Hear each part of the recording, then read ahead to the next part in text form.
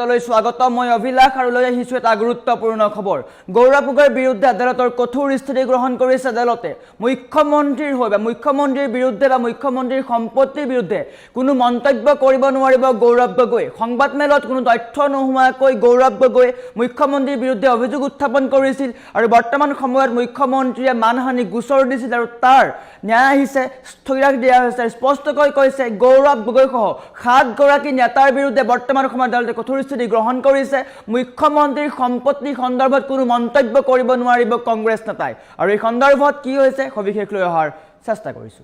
জনাই আছো ডাঙৰ খবৰ টাইম এইট বিগ ব্ৰেকিং গৌৰৱ গগৈৰ বিৰুদ্ধে আদালতৰ কঠোৰ স্থিতি মুখ্যমন্ত্ৰীৰ সম্পত্তি সন্দৰ্ভত মন্তব্য কৰাত নিষেধাজ্ঞা দিয়া হৈছে আৰু গৌৰৱ গগৈৰ বিৰুদ্ধে আদালতে কঠোৰ স্থিতি গ্ৰহণ কৰিছে মুখ্যমন্ত্ৰীৰ বিৰুদ্ধে যি মন্তব্য কৰিছিল তাক লৈ কঠোৰ হৈছে আদালত মুখ্যমন্ত্ৰীৰ সম্পত্তি সন্দৰ্ভত মানহানিকৰ মন্তব্য কৰিব নোৱাৰিব গৌৰৱ গগৈৰ লগতে জিতেন্দ্ৰ সিং আৰু ভূপেশ বাঘেল সহ মুঠ 7 জনক আদালতৰ সমন জাৰি 9 মাৰ্চত তেওঁলোকক আদালতৰ হাজিৰ হ'বলৈ নিৰ্দেশ দিছে আদালতে আৰু স্পষ্ট কৰিছে যে মুখ্যমন্ত্ৰীৰ সম্পত্তি সন্দৰ্ভত কোনো মন্তব্য কৰিব নোৱাৰিব সমান্তৰালকৈ অসমীয়া প্ৰতিদিন গোষ্ঠীৰ স্বত্বাধিকাৰী জয়ন্ত বৰুৱালৈও আদালতৰ নিৰ্দেশ সংবাদমেলত মুখ্যমন্ত্ৰীৰ বিৰুদ্ধে মানহানিকৰ তথ্য দিয়াৰ বাবে আদালতৰ এই কঠোৰ স্থিতি গৌৰৱ গগৈৰ বিৰুদ্ধে এনেকৈ কঠোৰ হৈছে আদালত আৰু মুখ্যমন্ত্ৰীৰ বিৰুদ্ধে মিছা আৰু তথ্যভিত্তিহীন অভিযোগ উত্থাপন কৰিছিল আৰু তাক লৈ মুখ্যমন্ত্ৰীয়ে মানহানিকৰ গোচৰ দিছিল 500 কোটিৰ মানহানিৰ গোচৰ দিছিল আৰু তাৰ আদালতে আজি স্থিৰাদেশ দিছে 9 মাৰ্চত আটাইকে মাতিছে ন্যায়ালয়লৈ গৌৰৱ গগৈ সহ 7 গৰাকীক আদালতলৈ মতা হৈছে সমন জাৰি কৰা হৈছে আৰু স্পষ্ট কৰিছে মুখ্যমন্ত্ৰীৰ সম্পত্তি সন্দৰ্ভত মুখ খুলিব নোৱাৰিব গৌৰৱ গগৈ ৰাজ্যৰ মুখ্যমন্ত্ৰীৰ 500 কোটি টকাৰ মানহানিৰ গোচৰত আজি আদালতে এক যুগান্তকাৰী ৰায় প্ৰদান কৰে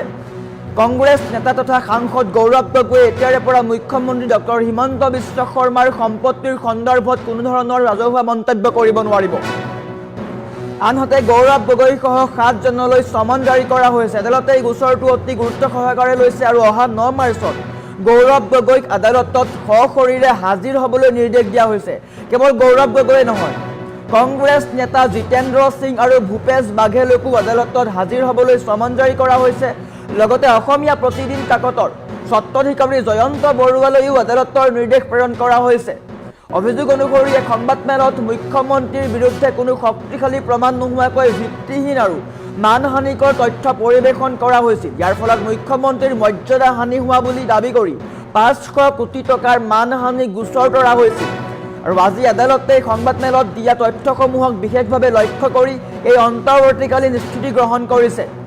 আদালতৰ এই নিৰ্দেশৰ পিছত এতিয়া বিৰোধী নেতা গৌৰৱ গগৈয়ে মুখ্যমন্ত্ৰীৰ সম্পত্তি সম্পৰ্কে কোনো মন্তব্য সংবাদ মাধ্যম বা ৰাজহুৱা মঞ্চত কৰিব নোৱাৰিব একে সময়তে এই গোচৰৰ পৰৱৰ্তী কাৰ্যবিধিৰ ওপৰত স্থগিতাদেশ দিলেও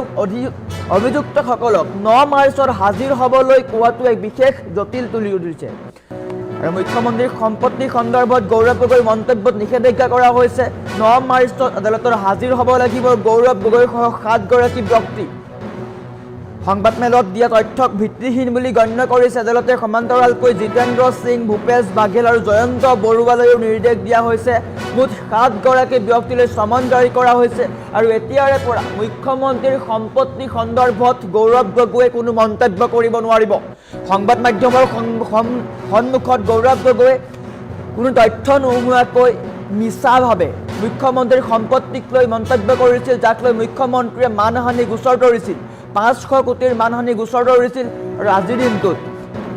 স্পষ্ট কৰিছে এই কথা যে বৰ্তমান সময়ত বা পৰৱৰ্তী সময়ত গৌৰৱ গগৈয়ে মুখ্যমন্ত্ৰীৰ সম্পত্তিক লৈ কোনো মন্তব্য কৰিব নোৱাৰিব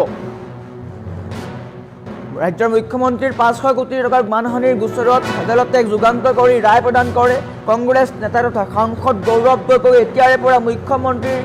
সম্পত্তিক লৈ বা মুখ্যমন্ত্ৰীৰ পৰিয়ালক লৈ কোনো মন্তব্য কৰিব নোৱাৰিব বা ৰাজহুৱা মন্তব্য কৰিব নোৱাৰিব ইয়াত আদালতে কঠোৰভাৱে স্থিতি গ্ৰহণ কৰিছে সমান্তৰালকৈ গৌৰৱ গগৈ সহ 7 জনলৈ সমন জাৰি কৰা হৈছে 9 মাৰ্চত গৌৰৱ গগৈক আদালতে সশৰীৰে হাজিৰ হ'বলৈ নিৰ্দেশ দিয়া হৈছে 9 মাৰ্চত আদালতত হাজিৰ হ'ব লাগিব গৌৰৱ গগৈ সমান্তৰালকৈ কংগ্ৰেছ নেতা জিতেন্দ্ৰ সিং আৰু ভূপেশ বাঘেলকো আদালতত হাজিৰ হ'বলৈ সমন জাৰি কৰা হৈছে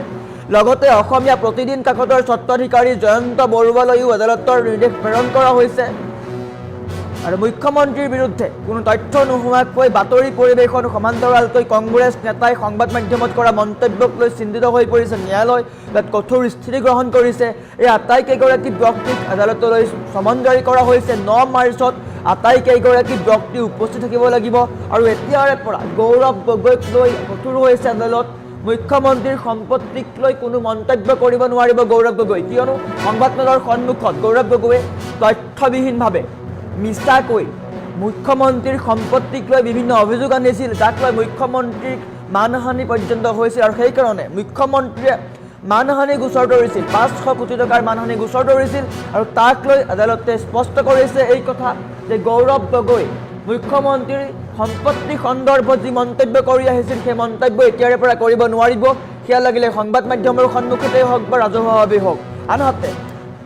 অসমীয়া প্ৰতিদিন কাকতৰ স্বত্বাধিকাৰী জয়ন্ত বৰুৱালৈও আদালতৰ নিৰ্দেশ প্ৰেৰণ কৰা হৈছে ভিত্তিহীন তথ্য পৰিৱেশনৰ অভিযোগ উত্থাপন কৰা হৈছে সংবাদমেলত মুখ্যমন্ত্ৰীৰ বিৰুদ্ধে কোনো শক্তিশালী প্ৰমাণ নোহোৱাকৈ ভিত্তিহীনভাৱে আৰু মানহানিকৰ তথ্য পৰিৱেশন কৰা হৈছিল ইয়াৰ ফলত মুখ্যমন্ত্ৰীৰ মৰ্যাদা হানি হোৱা বুলি দাবী কৰি 500 কোটি টকাৰ মানহানি গোচৰ তৰা হৈছিল আৰু আজি আদালতে সেই সংবাদমেলত দিয়া তথ্যসমূহক বিশেষভাৱে লক্ষ্য কৰি অন্তৰ্বৰ্তীকালীন স্থিতি গ্ৰহণ কৰিছে আদালতৰ এই নিৰ্দেশৰ পাছত এতিয়া বিৰোধী নেতা গৌৰৱ গগৈয়ে মুখ্যমন্ত্ৰীৰ সম্পত্তি সম্পৰ্কে কোনো মন্তব্য সংবাদ মাধ্যম বা ৰাজহুৱা মঞ্চত কৰিব নোৱাৰিব কিয়নো কংগ্ৰেছে বাৰে বাৰে মুখ্যমন্ত্ৰীৰ সম্পত্তিক লৈ মন্তব্য কৰি আছিল যি সম্পত্তি মুখ্যমন্ত্ৰীয়ে কৈ আছে সকলো নথিপত্ৰ আছে যিমান সম্পত্তি মোৰ আছে সকলো নথিপত্ৰ আছে কিন্তু কংগ্ৰেছে কোনো তথ্য নোহোৱাকৈ প্ৰমাণ নোহোৱাকৈ মিছাকৈ মুখ্যমন্ত্ৰীৰ সম্পত্তি ভুৱা বুলি উল্লেখ কৰিছিল আৰু মুখ্যমন্ত্ৰীৰ মৰ্যাদা হানি কৰাৰ চেষ্টা কৰিছিল যাক লৈ মুখ্যমন্ত্ৰীয়ে 500 কোটিৰ মানহানি গোচৰ তৰিছিল আৰু বৰ্তমান সময়ত আদালতে স্থিতি স্পষ্ট কৰিছে এতিয়াৰে পৰা গৌৰৱ গগৈয়ে মুখ্যমন্ত্ৰীৰ সম্পত্তিক লৈ কোনো মন্তব্য কৰিব নোৱাৰিব সেয়া লাগিলে সংবাদ মাধ্যমৰ সন্মুখতেই হওক বা ৰাজহুৱাভাৱেই হওক আনহাতে গৌৰৱ গগৈসহ কংগ্ৰেছৰ জিতেন্দ্ৰ সিং সমান্তৰালকৈ ভূপেশ বাঘেল আৰু অসমীয়া প্ৰতিদিন কাকতৰ স্বত্বাধিকাৰী জয়ন্ত বৰুৱালৈও আদালতে সমন জাৰি কৰিছে 9 মাৰ্চৰ আটাইকে আদালতত উপস্থিত হোৱাৰ নিৰ্দেশ প্ৰেৰণ কৰা হৈছে আমাৰ ওচৰত মন্তব্য আছে দেখুৱাই লোৱাৰ চেষ্টা কৰিছোঁ এই কেছটো শুনানি হোৱাৰ পিছত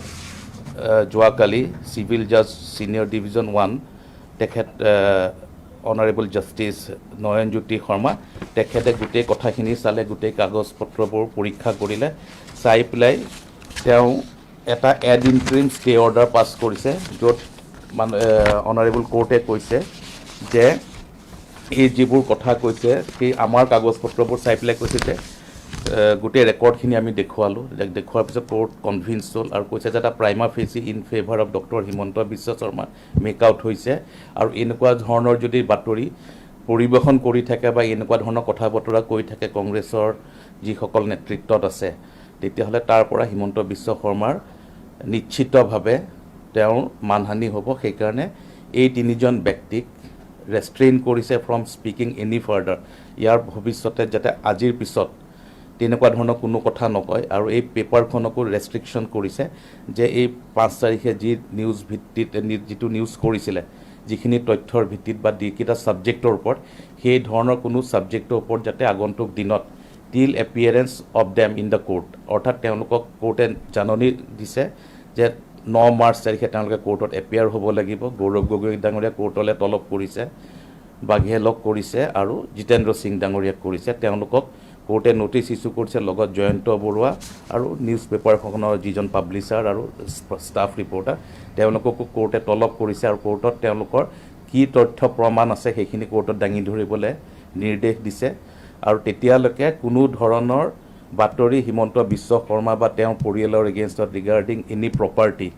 ৰিগাৰ্ডিং হিমন্ত বিশ্ব শৰ্মাৰ election as chief minister regarding Himanta Biswa শৰ্মাৰ any allegation of involvement in any scam সেইবিলাকৰ ওপৰত কোনো ধৰণৰ বক্তব্য ৰাখিব বাধা দিছে বাৰণ কৰিছে আৰু এই পেপাৰখনক তেনেকুৱা ধৰণৰ নিউজ কৰিবলৈ বাৰণ কৰিছে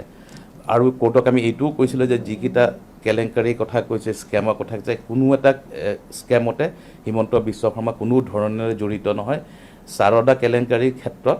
তেওঁ উইটনেছ হিচাপে অকল আছে আৰু বাকী যিবিলাক কেলেংকাৰীৰ কথা কৈছে লুইচ বাৰ্জাৰ কওক বা অন্য যিকেইটা NC হিল তাতে কোনো ধৰণৰ তেওঁ কোনো ইনভলভমেণ্টে নাই আৰু ইনফেক্ট আমি ডকুমেণ্টছো দেখুৱাই দিছোঁ CBI কিবিলাক পাব্লিকত কৈছে আৰু লগতে আন যিবিলাক কেছ আছিলে সেই কেছবোৰত যে কোনো ধৰণৰ জড়িত নাই আৰু আগতে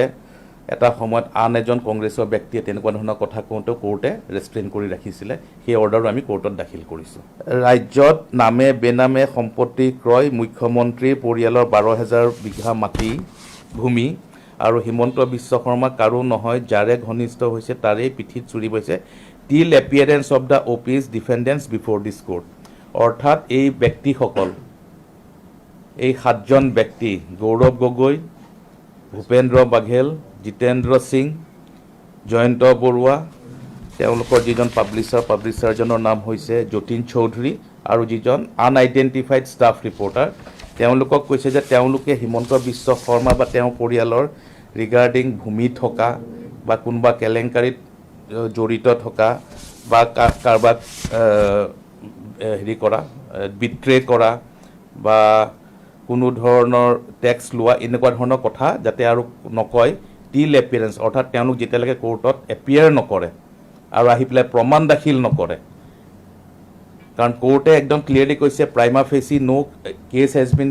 made in favour of doctor Himanta Biswa Sarma কোৰ্টে আমাৰ কাগজ পত্ৰ দেখি পেলাই সন্তুষ্ট হৈ পেলাই এই অৰ্ডাৰটো পাছ কৰিছে আৰু কৈছে যদি তেওঁলোকে ইয়াৰ পিছত যদি এনেকুৱা ধৰণৰ কৰি থাকে that will cause defamation to Himanta Biswa Sarma 9/3/2026 অৰ্থাৎ 9 মাৰ্চ 2026 তেওঁলোকক কোৰ্টত এপিয়াৰ হ'ব দিছে আৰু কৈছে যি উত্তৰ আছে তেওঁলোকৰ হাতত যিবিলাক তেওঁলোকে ৱাইল্ড এলিগেশ্যন দিলে 12,000 বিঘা মাটি চুকে কোণে মাটি কাৰোবাক পিছফালৰ পৰা চুৰি মাৰি পেলাই শাসনত বহিছে এই ধৰণৰ যিমানবোৰ কথা ক'লে তাৰ প্ৰমাণ আনিবলৈ কোৰ্টে নিৰ্দেশ দিছে আৰু যদি সেই নিৰ্দেশ মানি পেলাই তেওঁলোকে প্ৰমাণ দিব পাৰে তেতিয়াহ'লে কেছটো আমাৰ ডিছমিছ হ'ব আৰু যদি তেওঁলোকে প্ৰমাণ দিব নোৱাৰে আৰু মিছা কথা কৈ পেলাই ৰাইজক আবুহা কৰি আছে তেতিয়াহ'লে তেওঁলোকক আমি কোৰ্টক কৈছোঁ যে আমাক 500 কোটি টকাৰ ডেমেজ দিব লাগিব যিহেতু দেৱব্ৰত শইকীয়া সেইখন প্ৰেছ কনফাৰেন্সত বহিছিলে কিন্তু তেওঁৰ মুখৰ পৰা এটাও তেনেকুৱা ধৰণৰ ডিফেমেটৰী ষ্টেটমেণ্ট ওলোৱা নাছিলে চ' সেইকাৰণে আমিও যেতিয়া কেছ কৰোঁ কোনে কি কৈছে কাৰ মুখৰ পৰা কি কথা ওলাইছে গোটেইখিনি এই ৰিপৰ্টটোত আছে কোৰ্টৰ পিটিশ্যনখনতো আছে আৰু প্ৰতিদিন পেপাৰটো কোনে কি কৈছে সেই কথাখিনি লিখিছে চ' এতিয়া কওক তেওঁলোকে যে আমি কোৱা নাই কিন্তু প্ৰতিদিনে পাব্লিছ কৰিছে তেতিয়াহ'লে প্ৰতিদিন বিপদত পৰিব আৰু যদি প্ৰতিদিনে কয় যে আমিতো যি কৈছে তাকে প্ৰতিছোঁ তেতিয়াহ'লে কংগ্ৰেছৰ যিকেইজন ব্যক্তিয়ে এইখিনি কথা কয় তেওঁলোক বিপদত পৰিব কোনোবা এটা ফাল বিপদত পৰিব কংগ্ৰেছ আমি সেইকাৰণে হিমন্ত বিশ্ব শৰ্মা ডাঙৰীয়াই কেইদিনমান আগতে প্ৰেছত কৈছে যে মই তেওঁলোকক মাতিছোঁ এতিয়া কোৰ্টলৈ মই যিহেতু যাম তেওঁলোকক আহি পেলাই মোৰ এগেইনষ্টত 12,000 কিয় 24,000 বিঘা মাটিও যদি আছে প্ৰমাণ দি দিয়ক তেতিয়াহ'লে মোৰ কোনো কেছ নাই তেতিয়াহ'লে কথাবোৰ সঁচা আৰু যে প্ৰমাণ দিব নোৱাৰে এনেই বতাহত কোৱা কথা হ'লে এই ধৰণৰ কথা ক'ব নোৱাৰে সেইবোৰ কথা যদি তেনেকৈ কয় এতিয়া মই আপোনাক আজি যদি কওঁ এজন আপুনি কৰাপ্ট ব্যক্তি কিন্তু তাৰ এগেইনষ্টত মোৰ কোনো প্ৰমাণ নাই তেতিয়াহ'লে এইটোতো ডিফেমেটৰী ষ্টেটমেণ্ট হ'ব আৰু যদি সঁচাকৈ আপোনাৰ এগেইনষ্টত মোৰ প্ৰমাণ আছে তেতিয়াহ'লে এইটো সত্য কথা হ'ব যিখিনি কথা তেওঁলোকে প্ৰেছ কনফাৰেন্সত ক'লে 4 তাৰিখে এই ব্যক্তিকেইজনে সেইখিনি কথা যদি সঁচা হয় তেতিয়াহ'লে কোনো ধৰণৰ ডিফেমেশ্যন নহয় আৰু যদি মিছা কথা হয় তেতিয়াহ'লে এইটো ডিফেমেটৰী আৰু তেতিয়াহ'লে তেওঁলোক তাৰ কাৰণে ভুগিব লাগিব হয় পইচা দিব লাগিব আৰু মাননীয় মুখ্যমন্ত্ৰী ডাঙৰীয়া এটা ক্ৰিমিনেল কেছো কৰিব সেইটো কেছ কাইলৈ উঠিব কোৰ্টত আৰু সেইটো কেছতো যদি তেওঁলোকে প্ৰমাণ দিব নোৱাৰে তেতিয়াহ'লে সেই কেছত তেওঁলোকে জেললৈ যাব লাগিব এই কেছটো শুনানি হোৱাৰ পিছত যোৱাকালি চিভিল জাজ ছিনিয়ৰ ডিভিজন 1 তেখেত অনাৰেবল জাষ্টিছ নয়নজ্যোতি শৰ্মা তেখেতে গোটেই কথাখিনি চালে গোটেই কাগজ পত্ৰবোৰ পৰীক্ষা কৰিলে চাই পেলাই তেওঁ এটা এড ইণ্টাৰিম ষ্টে অৰ্ডাৰ পাছ কৰিছে য'ত অনাৰেবল কোৰ্টে কৈছে যে এই যিবোৰ কথা কৈছে সেই আমাৰ কাগজ পত্ৰবোৰ চাই পেলাই কৈছে যে গোটেই ৰেকৰ্ডখিনি আমি দেখুৱালোঁ দেখুৱাৰ পিছত কোৰ্ট কনভিন্স হ'ল আৰু কৈছে যে এটা prima facie in favour of doctor Himanta Biswa Sarma make out হৈছে আৰু এনেকুৱা ধৰণৰ যদি বাতৰি পৰিৱেশন কৰি থাকে বা এনেকুৱা ধৰণৰ কথা বতৰা কৈ থাকে কংগ্ৰেছৰ যিসকল নেতৃত্বত আছে তেতিয়াহ'লে তাৰ পৰা হিমন্ত বিশ্ব শৰ্মাৰ নিশ্চিতভাৱে তেওঁৰ মানহানি হ'ব সেইকাৰণে এই 3জন ব্যক্তিক ৰেষ্ট্ৰেইন কৰিছে ফ্ৰম স্পিকিং এনি ফাৰ্ডাৰ। ইয়াৰ ভৱিষ্যতে যাতে আজিৰ পিছত তেনেকুৱা ধৰণৰ কোনো কথা নকয়, আৰু এই পেপাৰখনকো ৰেষ্ট্ৰিকশ্যন কৰিছে